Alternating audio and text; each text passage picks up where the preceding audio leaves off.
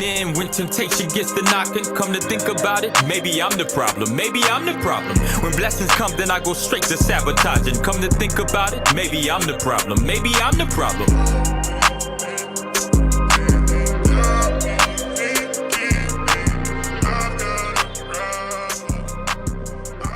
My name is Napoleon Bradford, and I'm so glad to be here today on this first installment of Maybe I'm the Problem podcast. I got some of my boys with me, and we're going to chop it up about a couple things. But today's topic is, do you know who you are? The power of self-identity.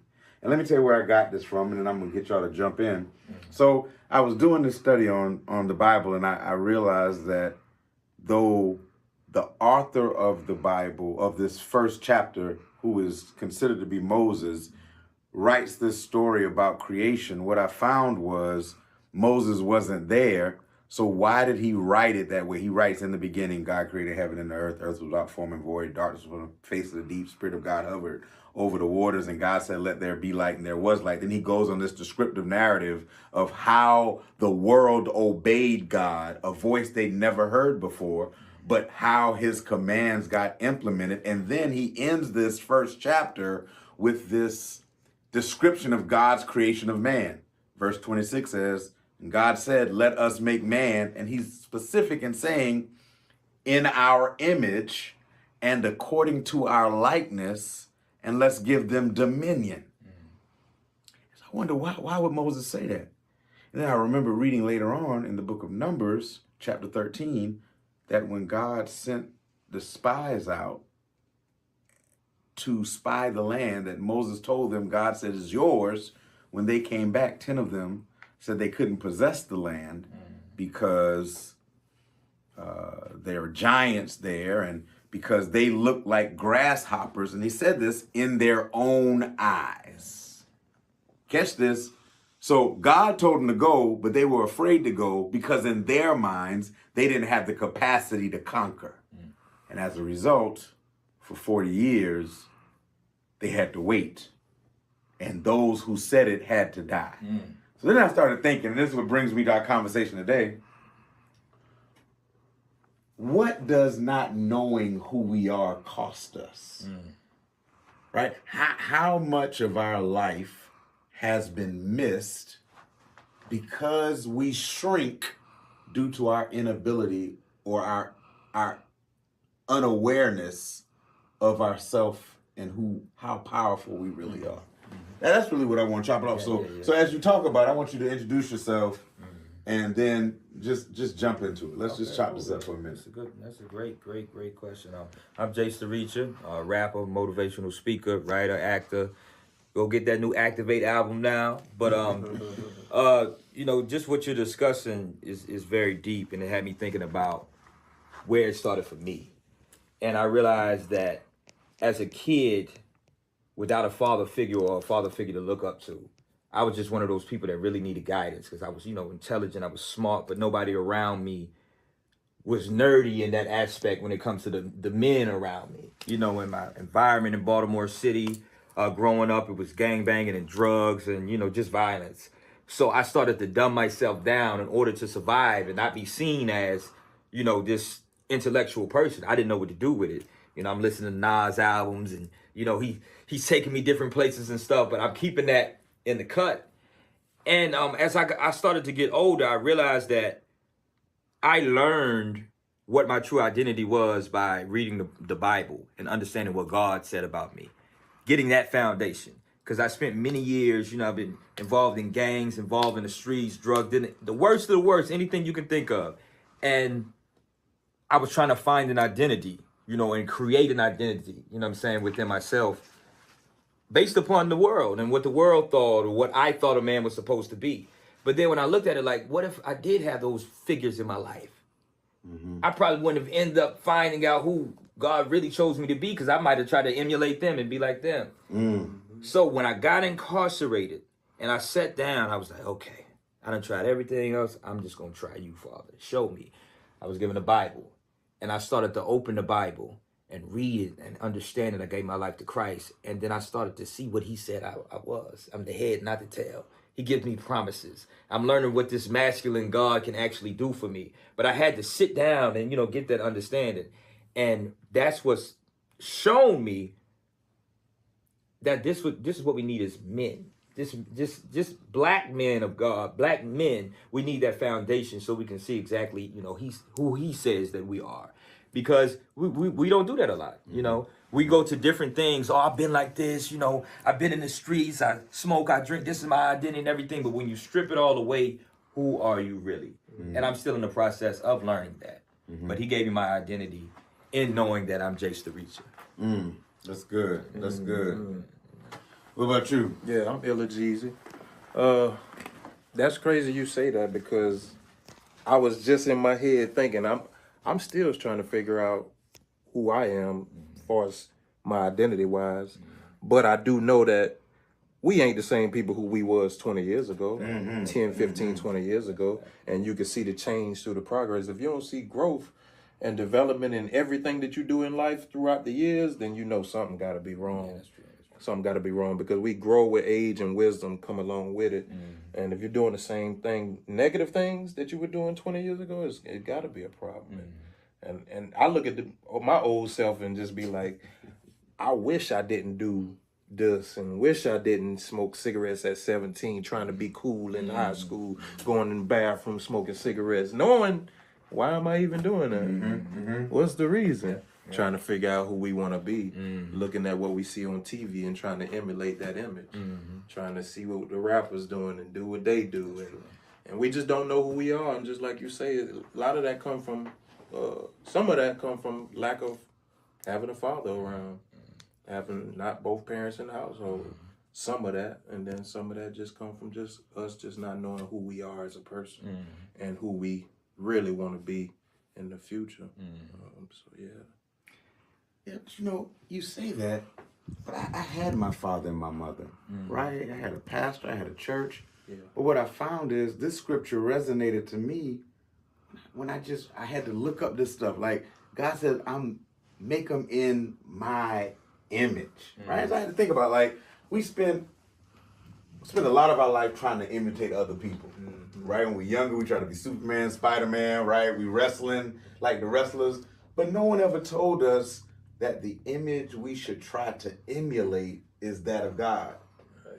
But not just to be good, don't curse and stuff, but really the dominion, the control, like the fact that, and I don't, maybe y'all were taught this, I wasn't, that I have the power to actualize some of the things I see. Like I have the power to speak positivity, and then I have the power to pursue purpose. I wasn't taught that. And so as a result, I shrunk waiting for somebody else to do for me what I could have done. I didn't know I could. I didn't know I could be an owner. I didn't know I could be a leader. I didn't know this stuff, that I could do it without shrinking. Because I was always taught that you balance your giftings with humility, in the sense that you always have to, like you said, dummy down or humble yourself or bow down and never let them see the fullness. But God was never afraid to be the full God. So I asked, like, you mentioned 20 years ago, but let's be more recent. When in the last year, last 6 months, have you found yourself shrinking and not fully being who God created you to be? The last 6 months. That's a good question. I don't know. The path that I'm on now is breaking down those barriers. So I've been actively, if God said, and this is actually what the tattoo across my neck means. It means lying to God. You know what I'm saying? Like Proverbs 28:1. The wicked flee where no one pursues them, but the righteous are bold as lions. So that, what you're saying, I'm trying to actually walk into that. You know what I'm saying? And live that. I got a tattoo on me and everything. And I think the last time that happened with me was probably when I was writing my last album. I was writing Activate, and I was going through a whole bunch of different emotions and stuff like that. And there was certain songs on there that I was looking at, like, should I put them on here or should I do something more for the people? You know what I'm saying? So in that moment, it was like I was like dumbing myself down in the sense of God already told me, you Jace the Reacher. This is how you need to do your music. You glorify me. You know what I'm saying? You put the best of your ability to, pen to paper, and you do what you need to do. But I was finding myself like, maybe I shouldn't rap this way. Not saying glorifying God, but just specific songs. I was going all the way in on certain things. Maybe I should reel that back because they might.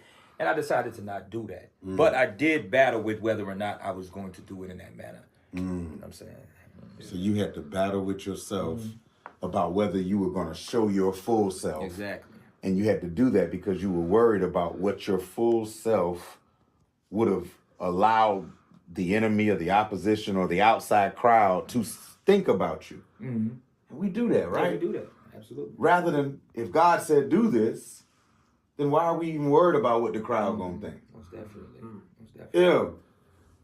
What you think was your last time that you shrunk Due to not knowing, or believing that in the fullness of who you are? I think recently, probably been within the last year to date, maybe when I was still in the cell, just going through some realizations while I was still in there, especially knowing that I'm about to come home. You battle with what am I gonna do, who I'm gonna be around, how I'm gonna do it. You got a lot of plans, and that's when I think I just had start telling him. He would call me all the time, like, and I tell him like, I think some of my plans done shift, man, because I done changed my mind so many times doing a 12-year bid. And then now it coming to the point where health issues are coming around and I might not be able to do this and I might not be able to smoke weed or whatever the case may be. But I know that that particular point in time, it was a time for me to make some decisions, some hard decisions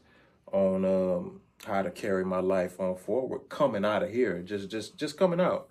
And they were some difficult decisions, especially dealing with my health alone, and coming home to no parents and stuff like that. It just make you think about a lot of different things and trying to find yourself. I'm still trying to do that right now. It's just being home for about 30 days. It's rough. It's rough. It ain't easy, and I battle with it every day. But I'm in the right direction. I can say that much for sure. Man, I want to celebrate you for those who are watching and don't know, right?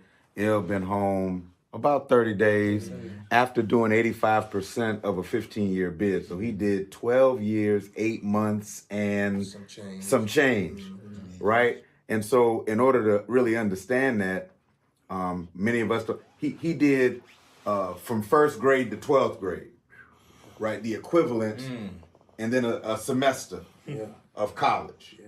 Right? So life was completely different when he came out. So I just want to celebrate because since he's been out, man, he's been promoting other people. He's got his management company. So I want to promote that. I want to just promote you because it's rough and it can be rough, but we celebrate you. Right? I really wanted to be honest with you. I celebrate you. That's what's up. I have never been in, but about 8 years ago, I got into a real big situation. Some infidelity, right, with my wife, and it got real ugly. It affected my life, my job, and so my moment was just a couple months ago. So a couple months ago, I applied to do something in Sumter. I hadn't been in Sumter since 2019 living. I applied to come and do something and paid for it, and I wasn't going to do it, but I got a letter that came back that said, we appreciate you applying, but we're going to return your money because we don't want to be associated with what you did 8 years ago. Wow. And the thing is, since then, I've gotten 2 doctorate degrees. Since then, I've written 4 books. Like I've really done a lot. Like I've pastored a church. I've become military captain. But for a slight moment, that one comment made me feel as if I was unworthy. And so I say that because we as brothers have to guard our heart, because in our attempt to do well, the enemy knows how to penetrate our vulnerability and cause self-doubt. Facts. Right? The enemy is a master of knowing how to get through your armor.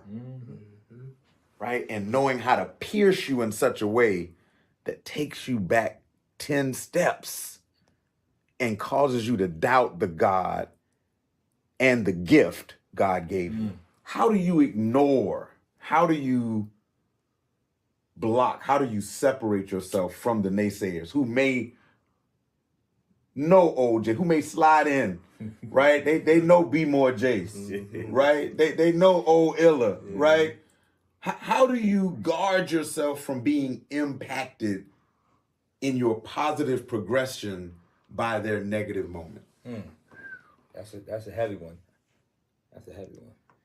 Yeah, I mean, me myself, man, I would say for right now, I'm blocking them by staying from around them for the most part. So I control where I go and I control how long I stay around. But they steady attack. They ain't gonna stop. They gonna keep coming. You know what I'm saying? That's gonna keep being a continuation of attacks. I'm learning how to fight them, and just being around a guy like him who knew who I was, just like I knew who he was. It give you he's my motivation for the most part. I tell him that all the time. To see the growth where he done came, it's powerful. Because I know that anything can happen. Anything can be possible, you know? I can get in that same lane, just striving to get there, you know, and just finding who I am. But yeah, just, like I say, just blocking those naysayers and people who want you to be who you were. I stay from around them and limit my time with them. That's good. That's good. That's heavy right there. Yeah. And you know, the accountability partner thing, you know, that he was talking about is we need that. Yeah. And I'm thankful for you, just like, you know, you're thankful for me, just being able to, you know, call on the phone like, you remember we used to do this and do that, and then you remind me of how far gone we was. And then we look at where we're at now, but man, thank God for this, thank God for that, you know what I'm saying? So that's important. And like he said, staying away from people, you know, since I rap and I'm on the scene a lot, I don't stay places too long. You know, I handle my business, and, you know, if things start looking a little fishy, I'm out of there. You know, prayer, I pray without ceasing, pray all the time. I'm always talking to God, and I encourage you to ask him, talk to him about anything. Like, he's sitting right next to you in the name of Jesus. And I make sure I get at least one rest day. And you know, it's hard sometimes, because since I've been home, I was focused on Jace the Reacher and not just John, like who I am as a human being. So I'm finding that balance within myself. Like, I'm not just this entertainment or this character. I'm also a man. I'm also his son. I got to find that place. So I make sure now, because I wasn't doing it, I'm gonna take a day off. I'm gonna chill by myself, or whether I'm with my old lady, but I'm going to be away from everything, because Christ himself used to withdraw. So, you know, those are certain things that I do to make sure I'm fighting, you know, this good fighting against these principalities. You know what I'm saying? Man, yes, sir. That's good. So really, what blessed me just now from what you said, and is the fact that you acknowledge that there are two in you, right? There's you, the person, and then there's you, the public figure. In the sense that and all of us have that. Right? All of us have somebody the people see, and they assume they only know us, but they see us.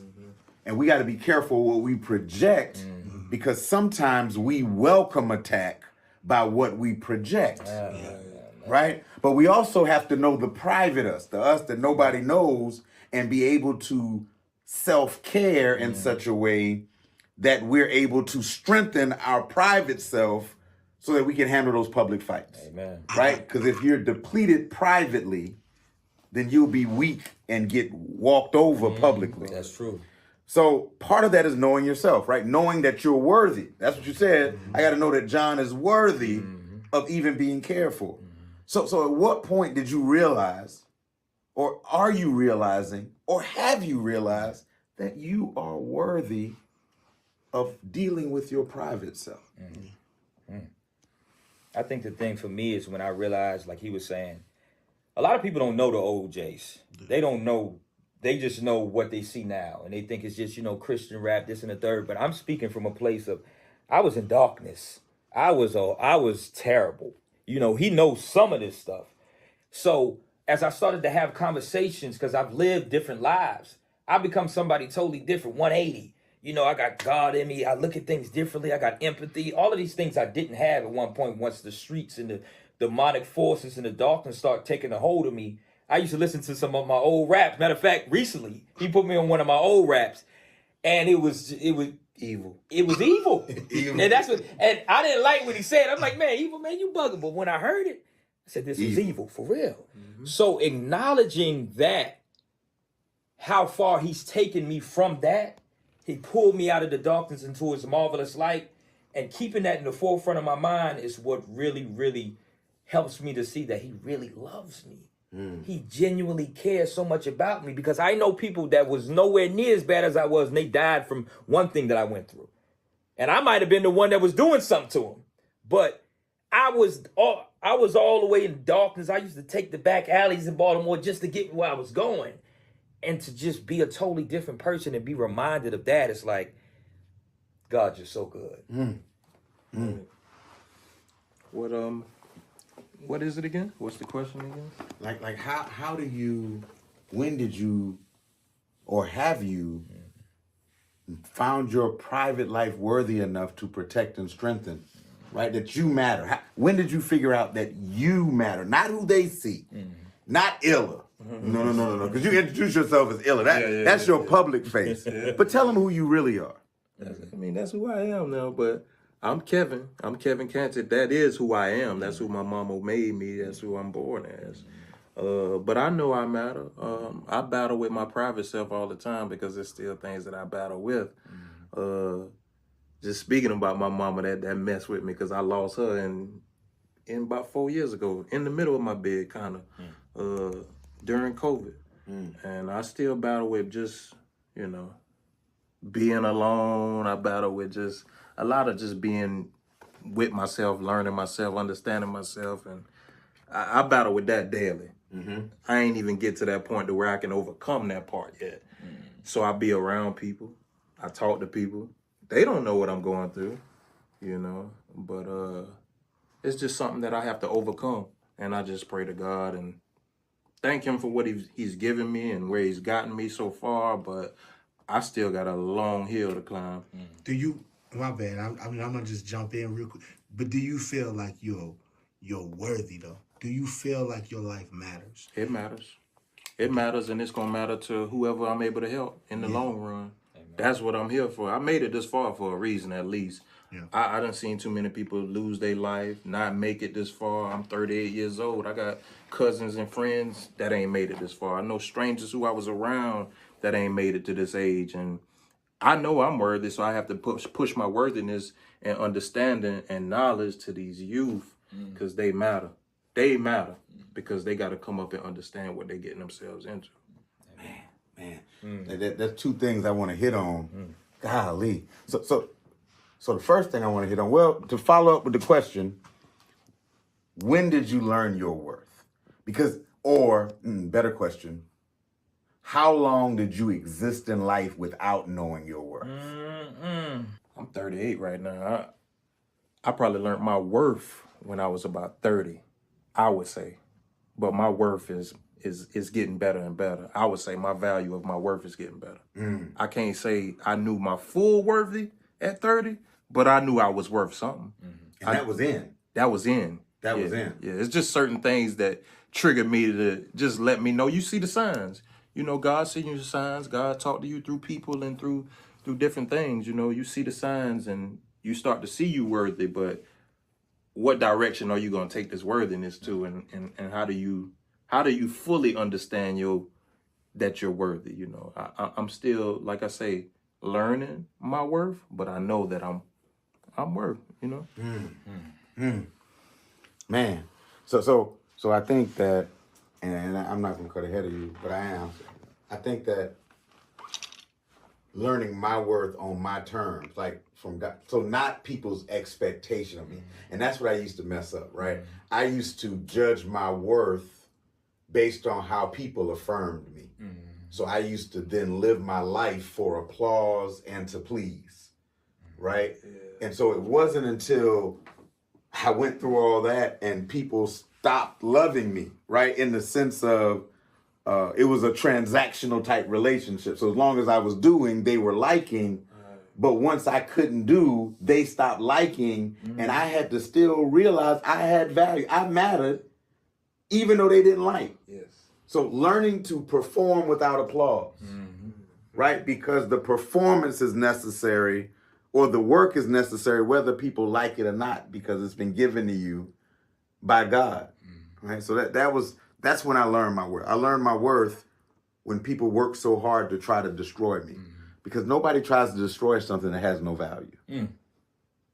Praise God. That's true. Right? Yeah. So the only time someone tries to destroy you is when they see potential in you or they want your place. So once I learned, right, not to find my value in external people, but to find my worth in who God said I am, then I was able to maneuver a little differently, right? And it helped me separate those who were really for me and those who were just fans. Because there's a difference, right? There's a difference between fan and follower, right? Fan and just somebody who is for you. So that's me. What about you?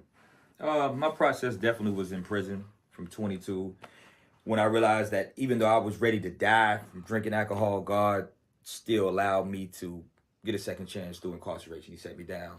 And I gave up rapping. I was like, I ain't rapping no more. How can I rap? And I'm facing 30 years, this and the third. And then, through the process, maybe 3 or 4 months in, I couldn't help it. I started writing again. And God said, stop cursing, stop using the N-word and, different things like that. So when he showed me that, in spite of how badly I wanted to rap, once it came back to me, I could do it for him, and I was going to do it for him. I started to realize that I really had to be worthy in order for him to choose me to say, look, you rap for me and leave the results to me. And that's when I realized it didn't matter what nobody said about the OJs or the raps that I used to spit. Even when I got home, it's a preparation process of filtering everything out. I realized like he really loved me to choose me to be a vessel or a voice box in a clean, positive way, but still keep it raw to reach the people. You were chosen.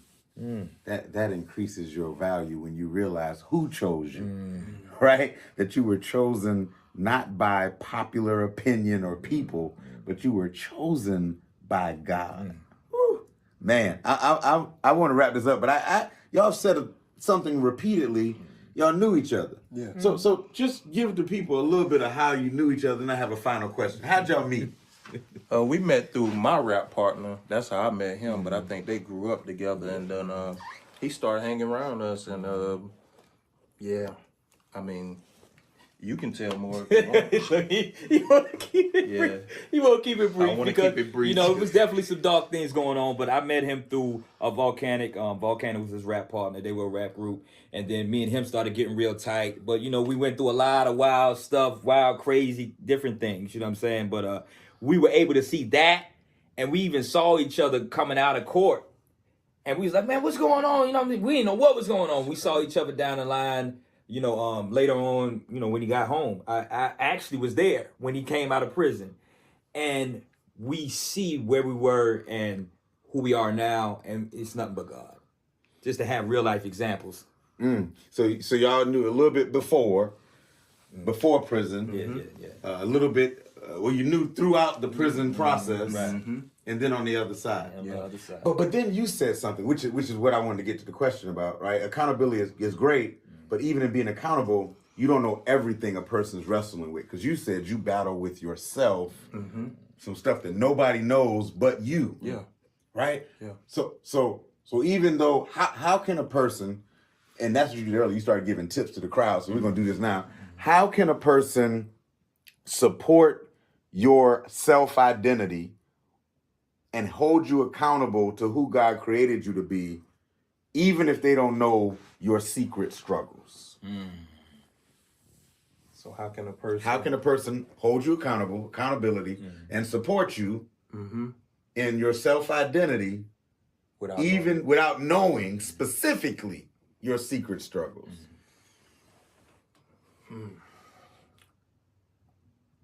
I don't know. I don't know the answer to that, honestly. I don't know the answer. You're living it though, because he doesn't know everything, but he supports you. Right. So I guess being that supportive force, everybody need that solid foundation. Everybody need a support system, whether it's your family, friends, loved ones, or even strangers. You know, everybody just need a support system. You just could support a person by just being there for them.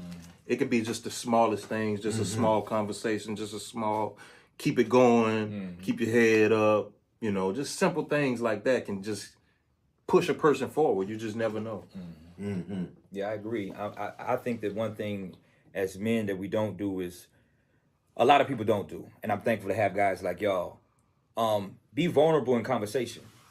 You know, actually sit down and have the real raw conversations like this, you know, and me and him, we'll chop it up, and then that's when these things come out, what we're dealing with. And we get to the origin and the root problem. Most people don't have people they trust or want to open up to.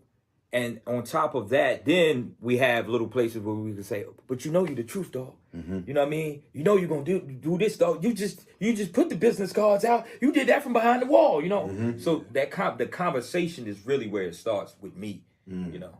I think if I could add one more thing, I think it'd be consistency, right?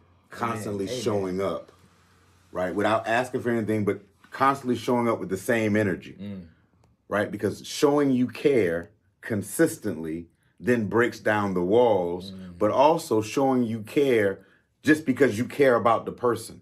In other words, my care for you ain't about anything you struggling with. It's because I care for you.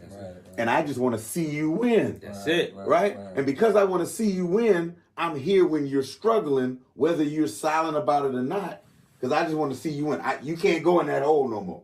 Right? You can't get in that dark hole no more. And I'm here. You ain't got to tell me what it is.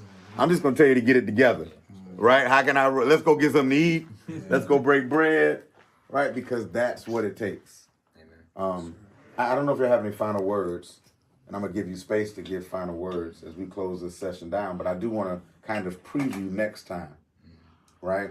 So after God creates and says, this is why I'm creating you, chapter 2 of Genesis goes to this story about one individual by the name of Adam.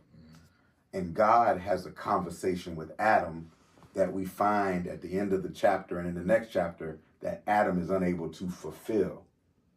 And so I want to talk next week or next time about how do we steward the instructions of God for our life? And how have we become problems because we misstewarded what God spoke to us? That's what we're going to end with next week, next month. So any final words, any parting words? Oh, man, I'm just thankful to be here, man. I'm thankful for the conversation. And just while we were talking, just the importance of emotional intelligence. Understanding that we as men, because we are men, just speaking on that term, but people, period. You've been given your emotions for a reason. And it's okay to be vulnerable and to talk about them and different things. Just pray that God sends the right people and circumstances in your life so you can do so. That's good. Don't hold it all in. That's good. Go ahead and pub activate. Oh yeah, you got to get that Activate album, Jace the Reacher. Go get that. It's on all streaming platforms, everywhere. It's up, man. It's up. Yes, sir. And my final words is just, man, remain positive, keep faith and prayer in God, because He can solve any problem you're going through. Don't try to be like nobody. Be yourself, because the main thing we fall victim to is trying to be these idols that we see on TV or whatever it may be. But just be yourself, be who you are, and remain positive about it. And then pub your promotion company. I'm personal. I'm independent. Ilajeezy. I do marketing, management, campaign strategy, everything that you can think of dealing with the music, turning it up with you. Professional. You ain't got to worry about no scams, no schemes. 100% good business. Yeah, man. And in my way. Oh, hold on, wait. Because the producer need to flip the camera because he done got in there. He introduced himself. Take a minute. What's going on? You already know this your boy Terry L. June, man. I'm up in here, man, with the guys, man. We really, really turning up. I would like to say real quick, though, man, you got to be yourself. You have to learn to be yourself because it's very, very difficult. I find it easier to be yourself than to try to mimic something that you've already been. And one way I would say this is when I was trying to fit in with crowds or be around certain people, whatever, and if they go to a club and I'm sitting there by myself because I don't like the vibes, or if they smoking and everything and I just don't really smoke that much, so it's like I'm not feeling the vibes, or we out here at the trap spot or whatever like that, and they drinking and they partying and I'm really not liking the vibe, that's because I'm not supposed to be there. I'm supposed to be where I'm supposed to be. And once I started learning how to be myself, I became lonely. I felt lonely. I really did. I started feeling lonely because I was by myself with it. But I encouraged myself to continue to be myself. And eventually what happened was miraculous, that there was other people that seen themselves in the same journey that I was going. And they started following me anyway and started welcoming their lives into my life without me having to change my environment. So it's great to just be yourself. So this boy Turn Me Up June, man. I'm about to turn it back over, man. Thank you, man. You said a mouthful. You became a leader, Yeah. right? And people were drawn to you, and you didn't have to fit into their expectation. You found that they kind of liked the same stuff you liked, and they were similar to you. Here's my last word, which leads to kind of sums up. You got to know who you are unapologetically. You got to confidently know who you are and be able to maneuver independently, right? Based on who you know yourself to be. When you know who you are, you don't allow the crowd to change you. When you know who you are, you're not trying to conform to others' expectations of you. You're able to be independently confident in your creation and your creator. Listen, maybe I'm the problem, but today I'm not. 25. Keep giving in when temptation gets to knocking. Come to think about it, maybe I'm the problem. Maybe I'm the problem. When blessings come, then I go straight to sabotaging. Come to think about it, maybe I'm the problem. Maybe I'm the problem.